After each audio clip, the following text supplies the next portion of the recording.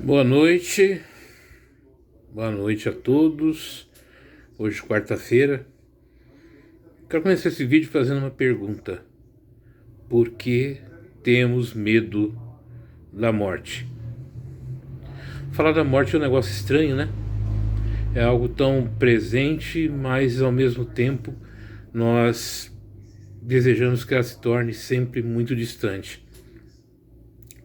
Essa semana, num podcast, eu ouvi uma entrevista de um senhor já com 83 anos, o Arlindo Silveira, escritor, palestrante espírita, interior de São Paulo, que conviveu muito tempo com o Chico Xavier. Mas nosso vídeo não é sobre espiritismo, é sobre uma reflexão sobre a morte. E esse senhor pergunta para o Chico, né? Por que a gente tem tanto medo da morte? E Chico fala: é porque já morremos tantas vezes que temos medo desse momento. Por que medo desse momento? Porque nesse momento próximo à nossa derradeira e última manifestação terrena, nós lembramos das pessoas com quem convivemos, mãe, pai, filhos, amigos, trabalho, colegas, e da saudade que vamos deixar, ou que pelo menos esperamos deixar nas pessoas, mas que isso deixa na gente. Mesmo você tendo uma visão de continuidade, de vida, de existência, toda vez que chega esse momento, você se lembra que vai ter que se afastar de pessoas que você ama, de pessoas que são importantes. E às vezes a gente sente saudade, medo, receio do que nós vamos encontrar. Se você for conversar com um cristão, um católico, um evangélico, o medo da morte é o medo do inexplicável, da incerteza.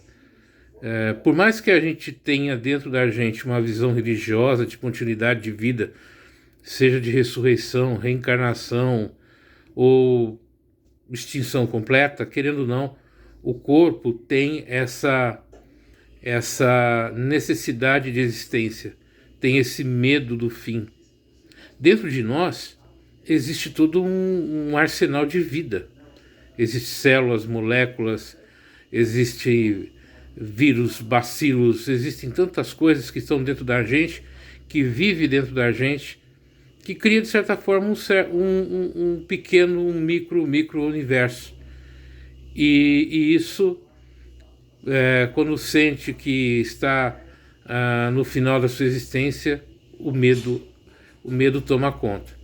Então a morte está muito ligado a esse receio, a esse medo do abandono, né? Do abandono das coisas que nos faz bem, daquilo que nos dá tranquilidade, daquilo que nós amamos, daquilo que nós nos prendemos, porque a morte nos obriga a nos afastar, a abrir mão de situações, de coisas que nós temos, de materialidade, de propriedades, de bens, enfim, tanta coisa.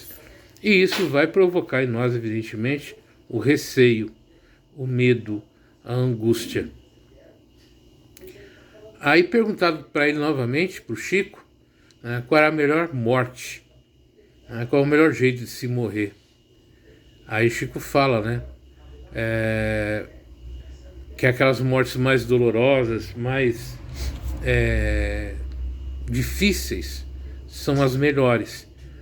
Porque é como você enfrentar, são as mortes terapêuticas, vamos dizer assim, dentro dessa visão. É quando você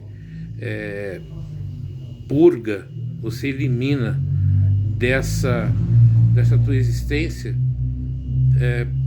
problemas do passado. Segundo Chico, essa é a melhor morte.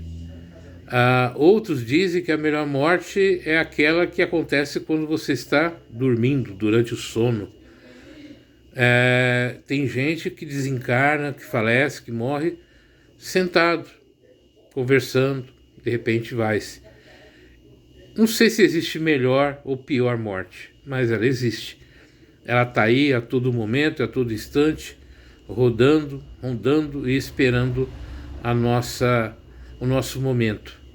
Conviver com a morte, conviver com a finitude da vida não é fácil. Mas enquanto ela não chega, nós precisamos encontrar meios de ter alegria, de ter felicidade, de viver da melhor maneira possível. E a melhor maneira possível de se viver, com certeza, não é fugir das dores, não é fugir das dificuldades, dos problemas, dos desafios, mas se encarar um por um tudo que vem. Não é não sentir, não é ser forte 24 horas por dia, não. É mesmo com dor, mesmo com angústia, mesmo que mexendo com o seu mais profundo, você falar, vamos encarar, porque faz parte da vida. Quando a gente quer algo que não nos dê dor, que não nos machuque, quando a gente não quer que um parente ou alguém próximo da gente sofra, é um egoísmo. Porque é nesse momento, é nessa história que a gente supera as maiores dificuldades, os maiores medos e realmente se prepara para concluir esse nível de existência. É preciso falar de morte de vez em quando, sim. É preciso falar da vida, porque morte é parte da vida. É parte do que nós somos. A minha mãe ontem fez uma observação, que a minha irmã desencarnou em 23, e todo mês nós postamos uma homenagem, uma lembrança para ela. E a cada postagem, menos pessoas olham. Aí ela fez esse comentário. Mas é assim mesmo. Nós vamos nos tornando memórias, nós vamos nos tornando lembrança para aqueles para quem nós fazemos falta, para quem nós marcamos de alguma forma na vida de cada um.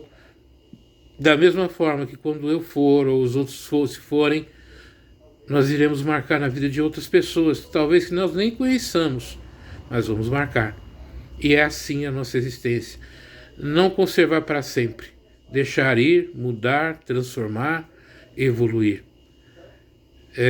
Encarar um fato que é inevitável. Nos últimos meses, nos últimos anos, nós temos nos deparado assim, com tantos anúncios de pessoas que desencarnaram, que morreram, que partiram. Porque quanto mais a gente vive, quanto mais a gente vai chegando numa idade mais provecta, né? mais velhos,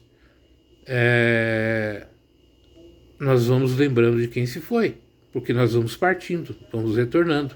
E é assim a vida. Mas falar da vida, falar da morte, mas falar sem dor, sem angústia, sem medo.